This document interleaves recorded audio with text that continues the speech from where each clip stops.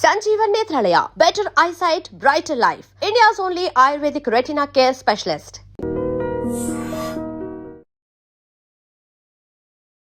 So ఈ రోజు కూడా మనం యోగా డేని సెలబ్రేట్ చేసుకున్నాం. మీరు చేశారా యోగా డే? చేయలేదు. ఎందుకు? నేను జిమ్ చేస్తాను, యోగా చేయను. ఓకే. సో మీ హెల్త్ సీక్రెట్ ఏంటి అంటే? జిమ్ అమ్మ, అంతే అంతే, ఇంకేముంది. బట్ ఈస్ ఒక డైట్ లేకుంటే మిగతా ఫుడ్ హ్యాబిట్స్? డైట్ పెద్దగా ఏం లేదు, కానీ కొద్దిగా ఏదో కష్టపడి ఈ మధ్యనే తగ్గించే ప్రయత్నం చేస్తున్నా. కాబట్టి కొద్దిగా వాచ్ వాట్ యు ఈట్, అంతే. ఎక్కువ like they say burn more than what you consume. Okay. So food habits? నాకు పెద్ద ఫుడీ కాదు నేను, కాబట్టి ఏం పెట్టినా తింటాను. I'm not very Fasi. Next CM అవుతారా కేటీఆర్ అంటే? ఒక్కటి మాత్రం చెప్పగలను, 2028లో కేసీఆర్ గారు సీఎం అవుతారు. ఇక ఆ తర్వాత ఏమవుతుంది, ఎప్పుడో ఏమవుతుంది అంటే నేను జ్యోతిష్యుని కాదు. నేను చెప్పినట్టు నాకంటూ అంబిషన్స్ పర్సనల్గా ఏం లేవు. Okay. So simple are branded వస్తువులు? రెండు ఉన్నాయి నాకు, సింపుల్ ఉన్నాయి, బ్రాండెడ్ ఉన్నాయి. I have a mix of both. Okay. Car racing అంటే ఇష్టమా మీకు? ఎస్, ఆఫ్ కోర్స్, డెఫినెట్గా ఇష్టం. ఫార్ములా ఈ కార్ రేస్ వచ్చింది మన దగ్గరికి, అదొక కారణం. బట్ అదర్వైజ్ కూడా ప్రపంచ పటంలో హైదరాబాద్ని పెట్టాలి, తెలంగాణను పెట్టాలి, నా రాష్ట్రాన్ని నేను గర్వంగా భారతదేశంలో ముందు పెట్టాలి, తర్వాత ప్రపంచ పటంలో పెట్టాలి. అది అంబిషన్. దాని తప్ప నా వ్యక్తిగతమైన ఇష్టాలు చాలా ఉన్నాయి, అవన్నీ నేను తీసుకొచ్చి ప్రజల మీద ఎందుకు రుద్దుతాను. కానీ ఎలక్ట్రిక్ వాహనాలు అల్టిమేట్గా ఫ్యూచర్. సో వాటికి సంబంధించి ప్రమోషన్ చేయాలి. ఎలక్ట్రిక్ వాహనాల వినియోగంలో మాత్రమే కాదు, ఉత్పత్తిలో, తయారీలో, రీసెర్చ్లో, ఇన్నోవేషన్లో తెలంగాణ అనేది ఎపిసెంటర్ కావాలి. అందుకని ఆ రోజుల్లో అట్లా ప్లాన్ చేసాం, ప్రమోట్ చేసాం, పాలసీ తెచ్చాం, మొబిలిటీ వీక్ పెట్టాం, ఫార్ములా ఈ కార్ రేస్ తెచ్చాం. కొంతమందికి అర్థమవుతుంది, కొంతమందికి అర్థం కాదు. వారి వారి స్థాయిని బట్టి ఉంటుంది. ఏం చేస్తాం. రోల్ మోడల్ అంటే ఎవరున్నారు? కేసీఆర్. ఇంకా డౌట్ ఎందుకు నీకు, ఇంకా వేరే వాళ్ళు ఎందుకు? నాకు ఇంట్లోనే అంత పెద్ద రోల్ మోడల్ పెట్టుకుని ఆయన మించి ఇంకేముంటుంది. Favourite person? ఫేవరెట్ పర్సన్ అంటే అది కూడా రోల్ బట్టి డిపెండ్ అవుద్దాం. అట్లంటే ఇప్పుడు చాలామంది ఉన్నారు. అమ్ముంది, భార్య ఉంది, కొడుకున్నాడు, కూతురుంది, నాన్నున్నారు, ఇంతమంది ఉన్నారు. ఫేవరెట్ పర్సన్ అంటే ఏం చెప్తా? ఎస్. సో కేటీఆర్ అంటే ఏం చెప్తారు కేటీఆర్ గురించి? నా గురించి నేనా? ఏమో అంటే maybe I'm not performing to my potential. ఇంకా చాలా చేయాలి. I'm not working hard enough. So you are not up to the mark అనుకుంటున్నారా? అంటే నేను చేసేటప్పుడు బాగానే చేస్తాను, కానీ పని స్టార్ట్ చేయడమే కష్టం. స్టార్ట్ చేస్తే బాగానే చేస్తాను, ఆ స్టార్టింగ్ ట్రబుల్ కొద్దిగా ఉంది. So you need a push వెనకాల నుంచి ఇలా? పుష్ ఏమొద్దు, నాకు పుష్ చేస్తే ఎవడెక్కడ బాయిలో నూకుతాడని డౌట్ ఉంటుంది. కానీ కాదు, మనది మనమే సెల్ఫ్ మోటివేటెడ్ ఉండాలి కదా. మనం మొదలు పెట్టాలి పని, ఏదైనా సీరియస్గా మొదలు పెట్టాలంటే సెల్ఫ్ డ్రివెన్ ఉండాలి, మోటివేషన్ ఉండాలి. అది అప్పుడప్పుడు ఏమవుతుందంటే ఎగ్జిస్టెన్షియల్ యాంగ్స్ట్ ఉంటాం కదా, ఏం చేస్తున్నాం ఈ నాన్ సెన్స్, ఏంటి రాజకీయం, ఈ రోత, ఈ టైప్లో వచ్చినప్పుడు కొన్నిసార్లు డిమోటివేట్ అవుతాం.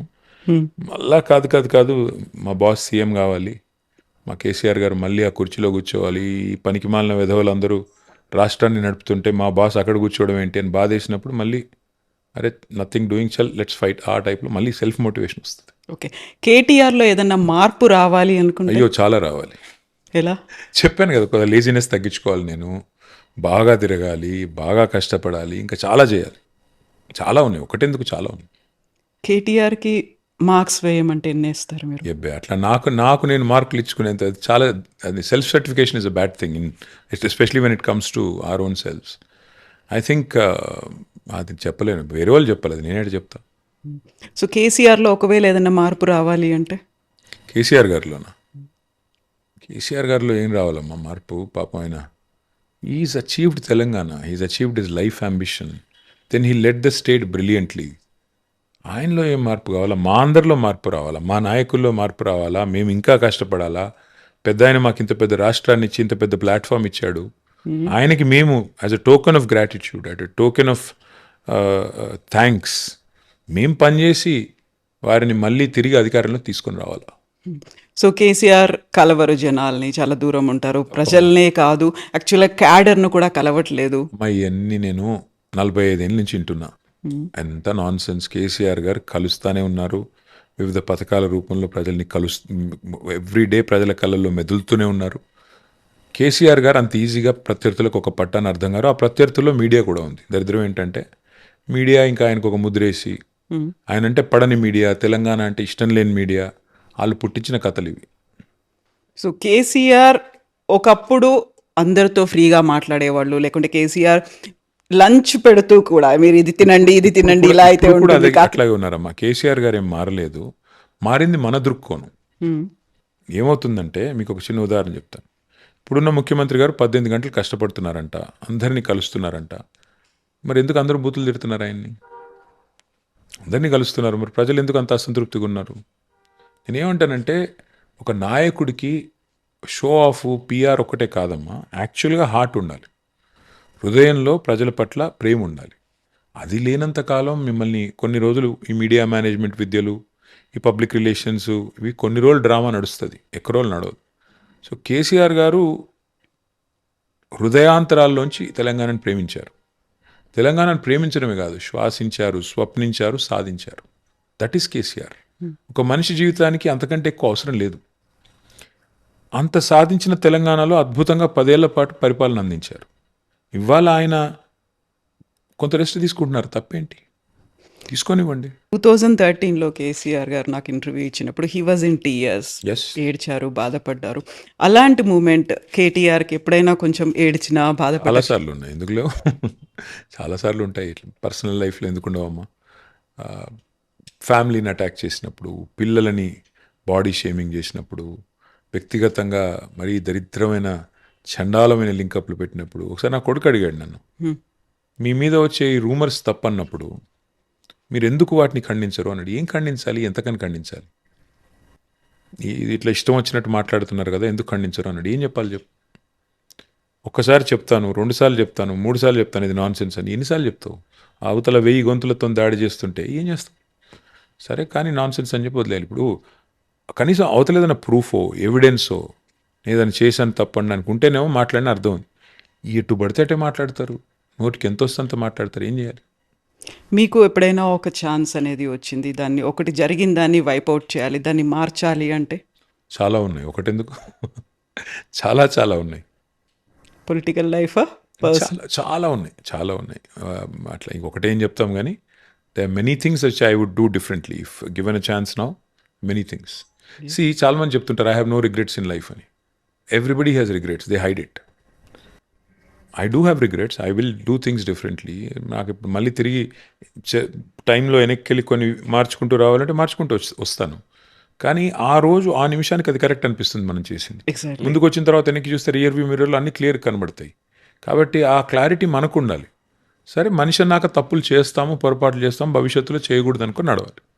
అంతేగాని ఇప్పుడు నేను ఇది చేసేవాడిని అది చేసేవాడిని నేను చెప్తే ఎలా ఇప్పుడు? సో తమిళనాడులో విజయ్ రాజకీయాలు లేకుంటే మార్పు అనేది వచ్చిన తర్వాత వెస్ట్ బెంగాల్లో కూడా ఒక మార్పు అనేది వచ్చింది. ఆ తర్వాత టార్గెట్ తెలంగాణ అనే దాంట్లో వెళ్తున్నప్పుడు సో తెలంగాణ టార్గెట్ చేస్తున్నారు, లేకుంటే నెక్స్ట్ తెలంగాణలో మేమే వస్తున్నాము అనేటువంటి ఇవన్నీ ఎవరి వింటున్నప్పుడు ప్రయత్నం వాళ్ళు చేయాలమ్మా, ఎవరి ప్రయత్నం వాళ్ళు చేయాల్సిందే, తప్పేం లేదు. ఎవరన్నా చేసుకోవచ్చు ప్రయత్నాలు, దానికేముంది. ఇప్పుడు విజయ్ గారిని చూసి ప్రభావితం అయ్యే వాళ్ళు కొంతమంది ఉండొచ్చు, ఇంకొకరిని చూసి ప్రభావితం అయ్యే వాళ్ళు కొంతమంది ఉండొచ్చు, తప్పేం లేదు, చేసుకోవచ్చు, తప్పేముందండి. I don't find fault with anybody trying, nothing wrong.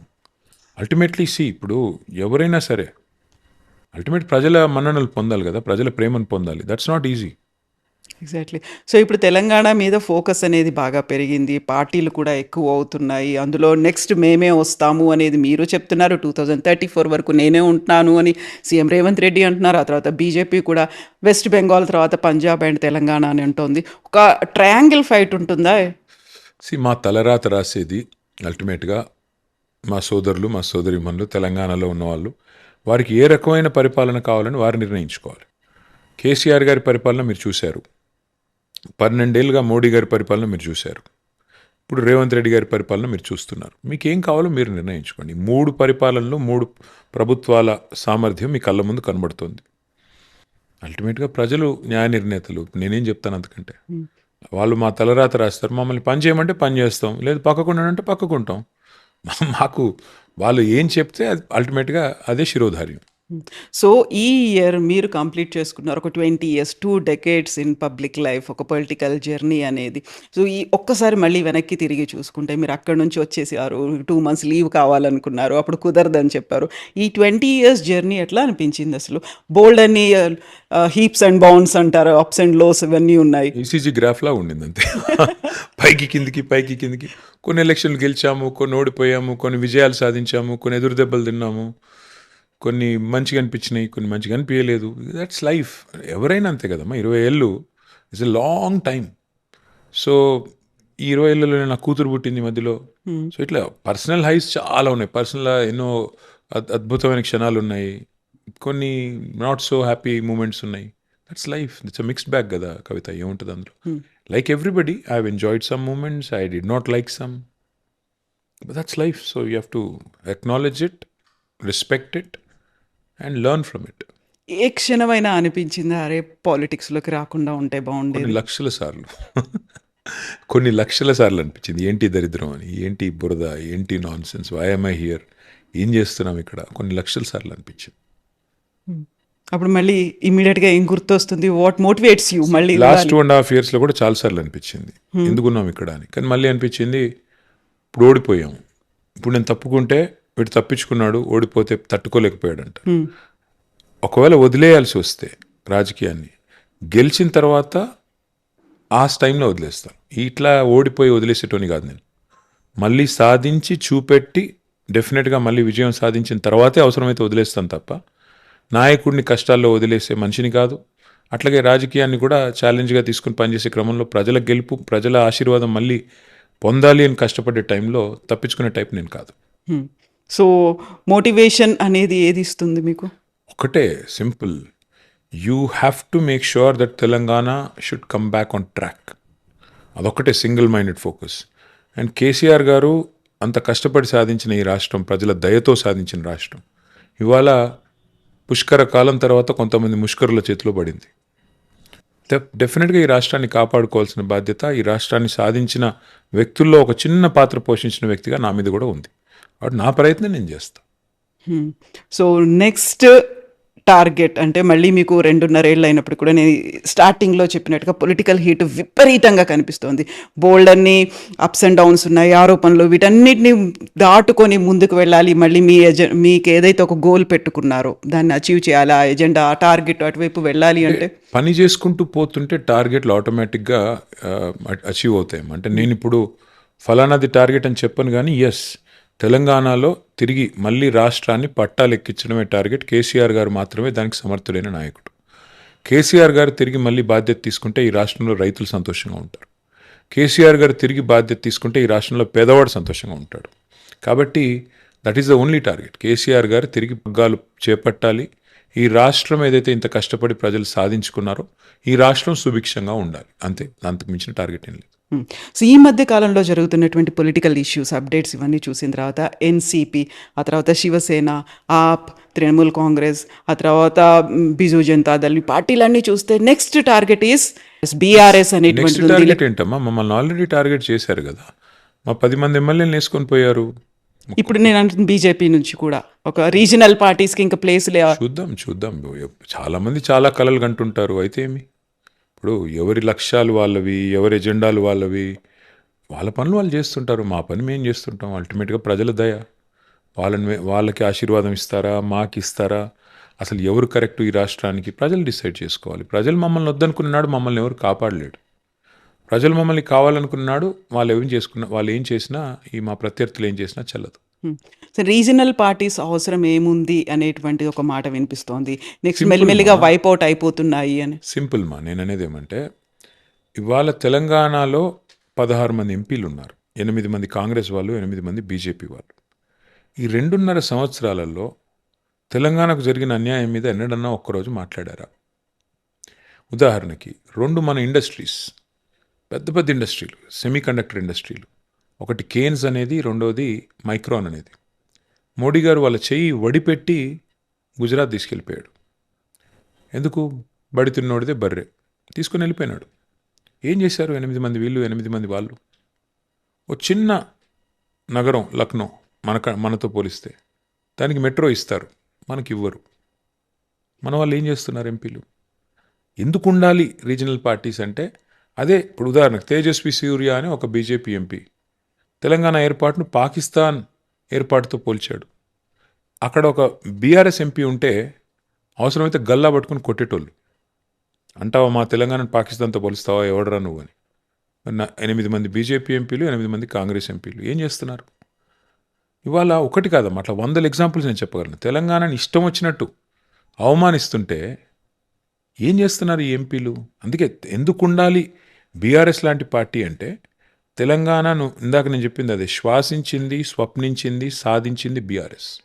మా డిఎన్ఏ తెలంగాణ, మా జెండా తెలంగాణ, మా ఎజెండా తెలంగాణ, మా నాయకుడి లక్ష్యం తెలంగాణ. అలాంటప్పుడు మాకంటే తెలంగాణని ప్రేమించే వాళ్ళు ఉంటే తప్పకుండా స్వాగతిస్తాం.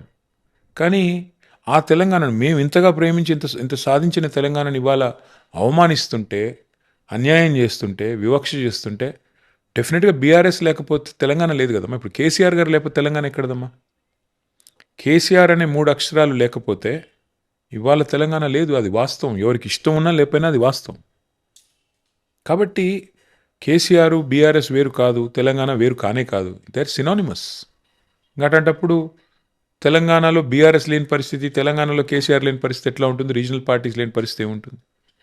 ఇంకోటి జాతీయ పార్టీలు. ఎక్కడ జాతీయ పార్టీలు? ఏం చేశాయి జాతీయ పార్టీలు 2 తెలంగాణకి? మీరు చెప్పండి నాకు. 10 ఏళ్లలో వాళ్ళు చేసింది ఏంటి? ఈ 2.5 ఏళ్ళుగా వీళ్ళు చేసింది ఏంటి? 12.5 ఏళ్లలో బీజేపీ గవర్నమెంట్ తెలంగాణకు చేసింది ఏంటి? ఒక పని చెప్పండి, ఫలానా పని చేశారని. ఎందుకు ఉండాలి మరి ఆ జాతీయ పార్టీలు తెలంగాణలో? ఆ జెండాలు ఎందుకు ఉండాలి అసలు ఇక్కడ? ఈ ఎలక్షన్స్, రాబోయేటువంటి అసెంబ్లీ కావచ్చు, పార్లమెంట్ ఎలక్షన్స్ వరకు బీఆర్ఎస్ స్ప్లిట్ అవుతుంది అనేటువంటి ఒక మాట ప్రతిసారి అది వినిపిస్తుంది. కలలు వారికి ఉంటాయి. ఎవరో కలగంటున్నారు అట్లా అవుతుందని, ఏదో జరిగిపోతుంది. ఎందుకు అవుతుంది? ఏం అవసరం ఉంది మాకు? మా పార్టీ పటిష్టంగా ఉంది, పని చేసుకుంటూ పోతున్నాం. మాకు నాయకుడు ఉన్నాడు, నాయకత్వం ఉంది, మా క్యాడర్ ఉంది, బ్రహ్మాండంగా ప్రజల్లో ఆదరణ ఉంది. అట్లాంటప్పుడు మాకేం కర్మ? ఏదో జరగాలి, అది విష్ఫుల్ థింకింగ్. ఎవరికో ఏదో కోరికలు ఉన్నాయి, ఏదో జరగాలి అని. దానికి నేనేం చేయగలను, ఎవరేం చేయగలరు? సో బీఆర్ఎస్కి ప్రజల్లో ఇంకా ఆదరణ, లేకుంటే మేము మిస్ అయిపోయాము, మళ్ళీ తిరిగి రావాలి అనేది చూస్తారు కదా. Our come back is going to be greater than the small set back. It will be a great come back. ఒక తుఫాన్ లాగా మళ్ళీ బీఆర్ఎస్ వస్తుంది, మీరు చూడండి. Yes, thank you so much. Thank you Kavitha. And best wishes. 20 years complete అయినందుకు congratulations to you. Thank you. Thank you. Thank you.